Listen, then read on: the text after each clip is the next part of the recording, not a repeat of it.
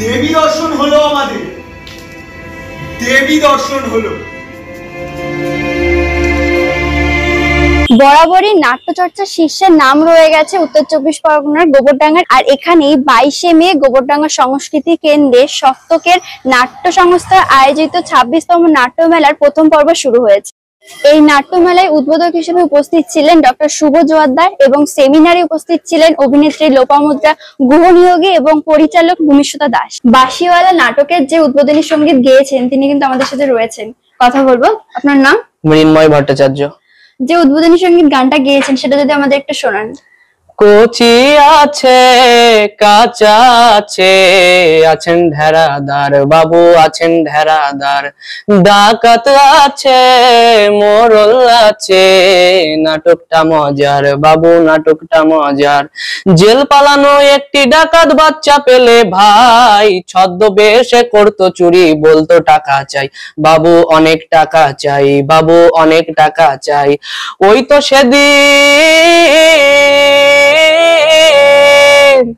তো সেদিন বিকেল বেলা গায়ের বাগানে, খেলতে খেলতে হারিয়ে গেল নুরু কোনখানে বাবু, সেটা কে জানে। পথে পথে বাজাই বাঁশি সে এক মানুষ ভাই, পথে পথে বাজাই বাঁশি সে এক মানুষ ভাই, ডাকাতটাকে জব্দ করে হাসির চোটে হাঁপিয়ে মারে, আনলো খুশি গ্রাম শহরে, দেখুন গো সবাই বাবু, দেখুন গো সবাই।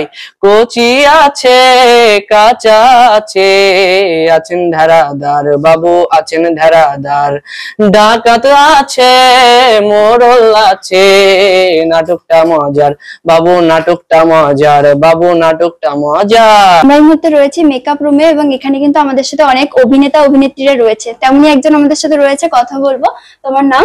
নবনীতা মণ্ডল। কিভাবে নাটকে আসা? নাটকে আমি বিগত 11 বছর ধরে নাটকটা করছি।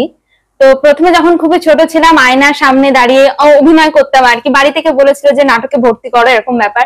তো আমি প্রথমে হতে চাইনি, প্রথম ভালোও লাগতো না বিষয়টা, কিন্তু ধীরে ধীরে যে মনের ভিতরে এতটা জায়গা করে নিয়েছে যে আমি এটা থেকে যেন সমস্ত শান্তি পাই, মানে সমস্ত কিছু আমার নাটক জুড়ে, আর কিচ্ছু না, মানে এটা কি বলবো, মানে সে একটা আধ্যাত্মিক শান্তি হয়, সেটা আমি পাই এটার থেকে। আজকে কোন নাটকে অংশগ্রহণ করছো? আজকে আমি করছি সব্যসাচী দেবরচিত কৃষ্ণা, দ্রৌপদীর ক্যারেক্টারে আছি। দ্রৌপদীর যে বস্ত্রহরণ হয়েছিল, যে কষ্টটা, সেটাই আর কি দেখানো হবে। ডিজিটাল যুগ, অনেকে সিনেমা সিরিয়ালের জন্য চেষ্টা করে, তো সেখানে নাটক করছো, কি বলবে? আসলে সাংস্কৃতিক দিকটাকে বাঁচিয়ে রাখা, মোট কথা। সিনেমা সিরিয়াল সবাই করছে, কিন্তু নাটকটার দিকে খুব কম মানুষই আসে এই সাংস্কৃতিক দিকটাকে বাঁচিয়ে রাখার জন্য। নাটকটা নাচ গান কবিতা আবৃত্তি সবকিছু জুড়েই নাটক। আমাদের সাথে এখন রয়েছে সপ্তকের সমস্ত অভিনেতা অভিনেত্রীরা, তাদের সাথে কথা বলবো। তোমার নাম? সুয়ার্ত বসু। আজকে কি নাটকে অংশগ্রহণ করছো তুমি? বাঁশিওয়ালা। আর কোন চরিত্র করবে? চাকরে। তুমি কবে থেকে নাটক করছো? আমি করছি প্রায় 3 বছর। তোমার নাম? পূর্ণা কুণ্ডু। তোমার বাড়ি কোথায়? গাড়াপোতা। আজকে তুমি কোন নাটকে অংশগ্রহণ করছো? আমি বাঁশিওয়ালা নাটকে অংশগ্রহণ করছি। আর কোন চরিত্র? আমার খেন্তি পেশের একটা চরিত্র আর সূত্রধরের একটা আছে। কেমন লাগছে? আমার খুবই ভালো লাগছে এই চরিত্র করতে। তো খেন্তি পেশের চরিত্র করছি, 2টো লাইন বলবো? হ্যাঁ হ্যাঁ। মর মর মর মর, এক গাছ লেবু তোদের জন্য গাছে একটাও পাবে না, ওলা ওঠাই মরবি হতসারারা, তখন বাঁচবার কোনো খপর থাকবে না। প্রত্যেক সদস্যদের দেখে কিন্তু মনে হচ্ছে তারা তাদের ক্যারেক্টার নিয়ে খুবই চিন্তিত। তেমনই একজনের সাথে কথা বলবো। তোমার নাম? বিশ্বনাথ অধিকারী। কোথায় থাকো তুমি? আমি থাকি গাড়াপোতা। তুমি আজকে কোন নাটকে অংশগ্রহণ করছো? আমি আজকে বাঁশিওয়ালা নাটকে অংশগ্রহণ করছি। আর কোন ক্যারেক্টার করছো? ডাকাত। এই ক্যারেক্টারটা নিয়ে যদি কিছু বলো। যেরকম ডাকাত যে বাচ্চাদেরকে চুরি করে নিয়ে যায়, ওই চুরি করে নিয়ে গিয়ে তারপরে যখন মোড়ল আমাকে শাস্তি দেবে, দেওয়ার পরে আমাকে ধরে নিয়ে যাবে, কারাগারে বন্দি করে রাখবে, এটাই হলো নাটক। একটা ডায়লগ যদি আমাদের বলে শোনাও। একটা ডায়লগ: চিঠি চিঠি চিঠি, নুরু বাবুর আব্বুর টাকায় দিন কাটাবো মিঠি, ক্ষীর খাবো রোজ, আমির হব, হাজার হাজার টাকা, না দিবি তো খোলাই আছে রাস্তা আমার বাঁকা, দেখি দেখি দেখি পড়ি তো ভালো করে, লিখেছি তো গোটা গোটা, স্পষ্ট অক্ষরে, সদদেহ নুরুসোনার বাপ, আগামীকাল চাঁদনি রাতে আমার টেরি বাগানো নোকের হাতে 30,000 টাকা যদি না পাঠিয়েছ, তোমার কোলের পোড়া নুরু চিকল পড়ে থাকবে আমার সাথে, কিংবা তার ধর থেকে মুন্ডুটা আলাদা করে কদিন বাদে পেতে পারো ওই কবরখানার মাঠে। বুঝলে নুরুমুনির বাপ, ধিনিকেষ্ট ভালোর ভালো, নইলে কেউ টেসা। তোমার নাম? সহেলি স্বর্ণকর। কোন ক্লাসে পড়ো তুমি? 6। আজকে কোন নাটক করছো? আমি আজকে নাটক করছি বাঁশিওয়ালা। আর কোন ক্যারেক্টার করছো? আমি গ্রামে একটা বাচ্চা মেয়ে। কেমন লাগছে? খুব ভালো লাগছে। তোমার ক্যারেক্টার নিয়ে যদি কিছু বলো। এটা একটা গ্রামের বাচ্চা মেয়ের চরিত্র। আমার ভাইকে আর আমাকে একটা ডাকাত কিডন্যাপ করে নিয়ে যাবে, তাই আমাদের ওখানে বন্দি করে রেখে দেবে। তারপরে আমাদের একজন ছাড়িয়ে নিয়ে যাবে। আমাদের সাথে সপ্তকের সভাপতি এবং সম্পাদক দুজনেই আছেন, ওনাদের সাথে পরিচয় করে নেবো। আসুন। নমস্কার।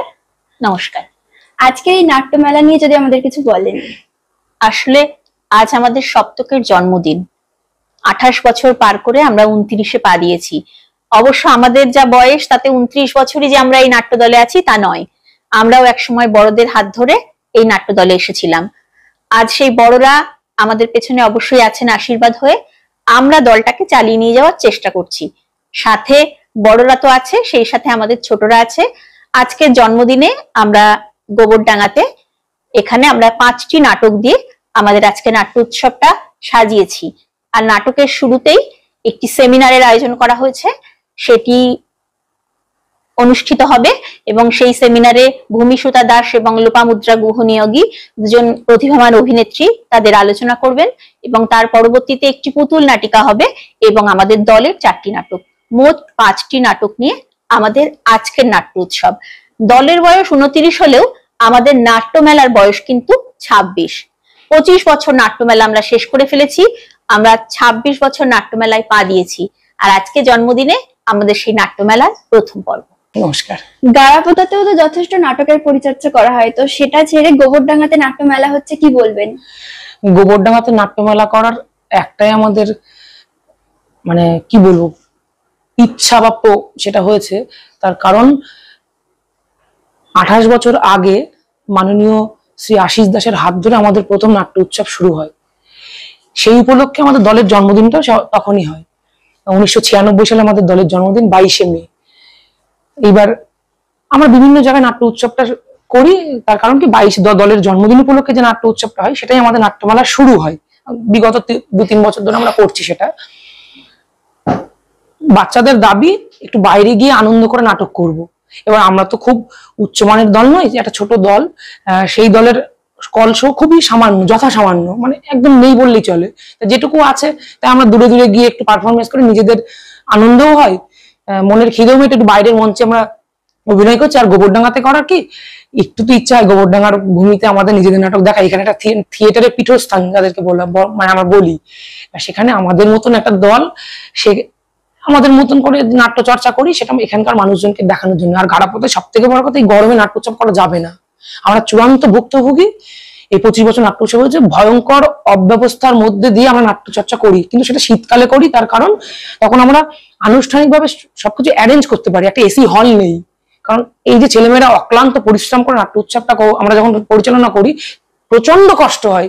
সেই কষ্টটা দূর থেকে বাইরে থেকে কেউ বুঝতে পারবে না, শুধু এই ছেলেমেয়েরাই জানে আর আমরা জানি। এবার কিছুটা তো মানসিক শান্তি। এবার দর্শক যারা আসবেন, সর্বোপরি দর্শক, তারা কষ্ট পেয়ে অভিনয় দেখা, তাদের যে কি কষ্টকর, ভয়ঙ্কর কষ্টকর। সেই জন্য আমরা একটু এসি হল কোথাও তো নেই, আমাদের ওখানে করতে গেলে খুব ব্যয় সাপেক্ষ, সেটাও আমাদের পক্ষে সম্ভব নয় বিয়ার করা। এখন কি করব, তাই গোবরডাঙ্গাটাই বেছে নিয়েছি আমাদের পীঠস্থান।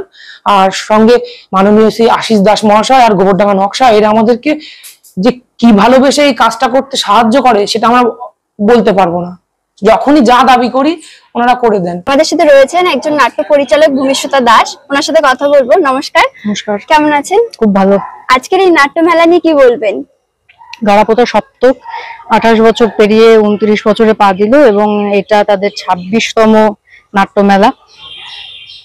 এটা আমাদের কাছে সৌভাগ্যের, গোবরডাঙ্গার মানুষের কাছে সৌভাগ্যের বিষয়, কারণ তারা গারাপোতাতে এই ফেস্টিভ্যালটা না করে গোবরডাঙ্গা অব্দি এসেছেন। গোবরডাঙ্গার মানুষ এবং কাছাকাছির মানুষ যাদের হয়তো সব সময় সুবিধা হয়ে ওঠে না যে তারা গারাপোতা অব্দি যাবে, এবং তারা একটা বৃহৎ লক্ষ্যের দিকে এগোচ্ছেন। তারা আমাদের কাছ অব্দি এসেছেন নাটক দেখাবার জন্য। বিভিন্ন জায়গার নাটক এখানে আছে। এটা আমাদের ভালো লাগার জায়গা যে একটা এক্সচেঞ্জ হচ্ছে, এই খুবই ভালো লাগছে। বর্তমান সময়ে তো সবাই রিল, সিনেমা, সিরিয়াল নিয়ে ব্যস্ত, তো সেখানে নাটক কিভাবে বাঁচিয়ে রাখা সম্ভব?